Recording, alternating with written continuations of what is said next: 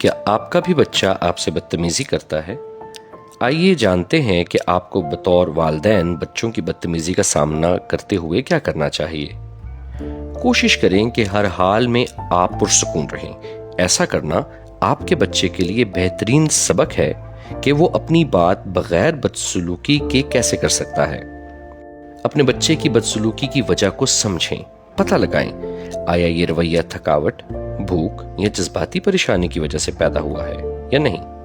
अपने बच्चे के साथ मुस्बत रवैया इख्तियार करें। जब भी आपका बच्चा बदतमीजी करता है तो उसे मुस्बत अंदाज में समझाएं और बताएं कि वो कैसे गलत है।